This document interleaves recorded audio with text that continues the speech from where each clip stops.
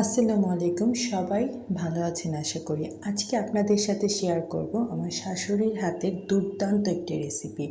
এটি হচ্ছে নারকেলের দুধ দিয়ে চিংড়ি মালাইকারি। আমার শাশুড়ি খুলনা অঞ্চলের মানুষ, তো তারা এই টাইপের খাবারগুলো খুবই ভালো রান্না করতে পারে এবং খেতেও অসাধারণ, তাই আজকে শেয়ার করব।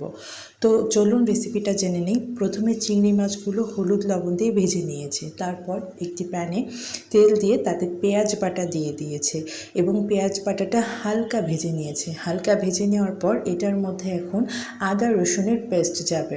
এই যে দেখতে পাচ্ছেন, একটু ভরে ভরে 1 চামচ করে আদা রসুনের পেস্ট দিয়ে দিয়েছে এবং এটাকে একটু কষাবে। এই কষানোর মধ্যেই কিছুটা পরিমাণে নারকেলের দুধ, এই যে দেখতে পাচ্ছেন নারকেলের দুধ, এই দুধটা দিয়ে দিয়েছে। তারপর নারকেলের দুধটা দিয়ে যখন কষানো হবে, এর মাঝখানে লাল মরিচের গুঁড়ো সামান্য পরিমাণ দিয়ে দিবে, অল্প পরিমাণ, যাতে এর কালার এবং একটু ঝাল হয়। তো তারপর যখন এটা দিয়ে কষানোটা মোটামুটি হয়ে যাবে, এবার এটাতে গরম মশলা যাবে। গরম মশলা এই যে দেখতে পাচ্ছেন কিছুটা পরিমাণে দারুচিনি দিয়ে দিয়েছে এবং তারপরে যাবে এলাচ। এরপর এটাতে দেওয়া হবে তেঁতুলের টক বা কাত, আপনারা যে নামে এটাকে ডাকুন না কেন সেটা আর কি। একটু গরম পানি দিয়ে তেঁতুলটা ভিজিয়ে রেখে তারপরে কাতটাকে বের করা হয়। এরপর এটাকে কিছুটা পরিমাণে কষানোর পর তারপর দিয়ে দেবে লবণ আর সামান্য পরিমাণে চিনি, কারণ এটার টেস্টটা একটু টক ঝাল মিষ্টি এরকম হবে।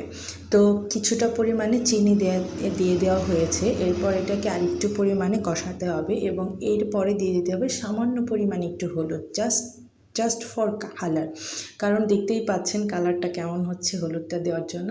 তো তারপরে ভেজে রাখা চিংড়ি মাছগুলো দিয়ে দেওয়া হলো, ভেজে রাখা চিংড়ি মাছগুলো এবং তার সাথে যে পাগুলো সেগুলো একসাথে দিয়ে দেওয়া হলো। তো এরপরে এর মধ্যে যাবে সামান্য পরিমাণে দুধটা দিয়ে সামান্য একটু কষানো হবে। কষানোর পরপরই পুরোটা যে দুধ বাকি অংশটা ছিল নারিকেলের দুধ, সেটা সম্পূর্ণ দিয়ে দেওয়া হয়েছে এবং এরপরে আমার শাশুড়ি আর একটু সামান্য পরিমাণে টক দই ব্যবহার করেছে। আপনারা চাইলে এটা ব্যবহার করতেও পারেন, নাও পারেন, এটা অপশনাল। তবে তার ভালো লাগে যে এটাতে টক দইটা দিলে মানে টেস্টটা হয়তো বা একটু বেশি ভালো হয়, এর জন্য দিয়েছে। তো তারপরে যে দুধ একটু কম হয়ে গিয়েছিল, সে আর একটু পরিমাণে দুধটা দিয়ে এবার ঢেকে জাস্ট রান্না করতে হবে, মানে ঝোলটাকে টানতে হবে। ঝোলটাকে টেনে একদম মাখা মাখা একটা ভাব আনতে হবে এবং সে তেজপাতা 1টা বা 2টা পরিমাণ তেজপাতা দিয়ে দিয়েছে। এই তো দেখতেই পাচ্ছেন এর কালার। রান্না শেষ, রেডি ফর সার্ভ। আপনারা যে কোনো কিছুর সাথে খেতে পারবেন, যেমন ভাত, পোলাও বা এমনিতে এটা খেতে অসাধারণ। অবশ্যই একবার ট্রাই করবেন।